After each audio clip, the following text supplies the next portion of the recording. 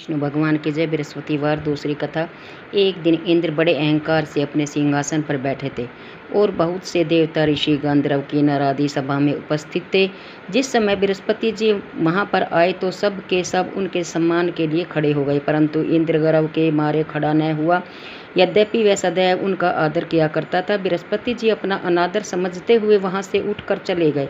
तब इंद्र को बड़ा शौक हुआ कि देखो, मैंने गुरु जी का अनादर कर दिया, मुझसे बड़ी भारी भूल हो गई। गुरु जी के आशीर्वाद से ही मुझको यह वैभव मिला है, उनके क्रोध से यह सब नष्ट हो जाएगा, इसलिए उनके पास जाकर उनसे क्षमा मांगनी चाहिए, जिससे उनका क्रोध शांत हो जाए और मेरा कल्याण होवे। ऐसा विचार कर इंद्र उनके स्थान पर गए। जब बृहस्पति जी ने अपने योग्य बल से यह जान लिया कि इंद्र क्षमा मांगने के लिए यहाँ पर आ रहा है, तब क्रोधवश उससे भेंट करना उचित न समझकर अंतर्ध्यान हो गए बृहस्पति भगवान। जब इंद्र ने बृहस्पति जी को घर पर न देखा, तब निराश होकर लौट आए। तब दैत्यों के राजा विश्ववर्मा को यह समाचार विदित हुआ कि तो उसने अपने गुरु शुक्राचार्य की आज्ञा से इंद्रपुरी को चारों तरफ से घेर लिया। गुरु को की कृपा न होने के कारण देवता हारने व मार खाने लगे। तब उन्होंने ब्रह्मा जी को विनयपूर्वक सब वृत्तांत सुनाया और कहा कि महाराज, दैत्यों से किसी प्रकार बचाइए। तब ब्रह्मा जी कहने लगे कि तुमने बड़ा अपराध किया है, जो गुरुदेव को क्रोधित कर दिया। अब तुम्हारा कल्याण इसी में हो सकता है कि तब षष्ठा ब्राह्मण का पुत्र विश्वरूपा बड़ा तपस्वी और ज्ञानी है, उसे अपना पुरोहित बनाओ तो तुम्हारा कल्याण हो सकता है। यह वचन सुनते इंद्र तवषटा के पास गए और बड़े विनीत भाव से तवषटा से कहने लगे कि आप हमारे पुरोहित बनिए, जिससे हमारा कल्याण हो। तब तवषटा ने उत्तर दिया कि पुरोहित बनने से तपोबल घट जाता है, परंतु तुम बहुत विनती करते हो, इसलिए मेरा पुत्र विश्वरूपा पुरोहित बनकर तुम्हारी रक्षा करेगा। विश्वरूपा ने पिता की आज्ञा से पुरोहित बनकर ऐसा यत्न किया कि हरि इच्छा से इंद्र विश्ववर्मा को युद्ध में जीतकर अपने इंद्रासन पर शिष्ट हुआ। विश्वरूपा के 3 मुख थे। एक मुख से वह सोमपल्ली लता का रस निकाल पीते थे, दूसरे मुख से वह मदिरा पीते और तीसरे मुख से अन्नादि भोजन करते।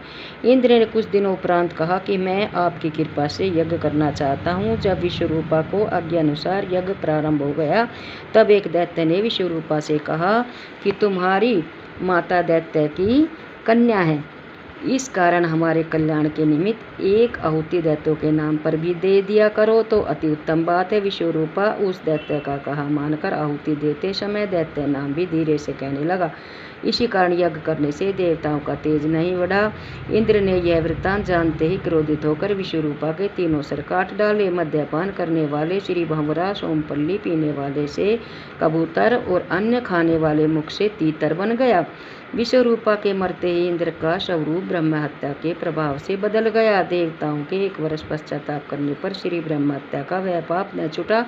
सब देवताओं के प्रार्थना करने पर ब्रह्मा जी बृहस्पति जी के सहित वहां आए। उस ब्रह्म हत्या के 4 भाग किए, उनमें से 1 भाग पृथ्वी को दिया। इसी कारण कहीं कहीं धरती ऊंची नीची और बीज बोने के लायक भी नहीं होती। साथ ही ब्रह्मा जी ने यह वरदान दिया कि पृथ्वी में गड्ढा होकर कुछ समय पाकर स्वयं भर जाएगा। दूसरा वृक्षों को दिया, जिसमें उनमें से गोंद बनकर बहता है। इस कारण गूगल के अतिरिक्त सब गोंद अशुद्ध समझे जाते हैं। वृक्षों को यह वरदान दिया कि ऊपर से सूख जाने पर जड़ फिर फूट जाती है। तीसरा भाग स्त्रियों को दिया। इसी कारण स्त्रियां हर महीने रजस्वला होकर पहले दिन चांडालनी, दूसरे दिन ब्रह्मघातिनी, तीसरे दिन धोबिन के समान रहकर चौथे दिन शुद्ध होती है और संतान प्राप्ति का उनको वरदान दिया। चौथा भाग जल को दिया, जिसमें फेन और शिवाल आदि जल के ऊपर आ जाते हैं। जल को यह वरदान मिला कि जिस चीज में डाला जाएगा वह बोझ में बढ़ जाएगी। इस प्रकार इंद्र को ब्रह्म हत्या के पाप से मुक्त किया। जो मनुष्य इस कथा को पढ़ता या सुनता है, उसके सब पाप बृहस्पति जी महाराज की कृपा से नष्ट हो जाते हैं। बोलो विष्णु भगवान की जय, बृहस्पति महाराज की जय।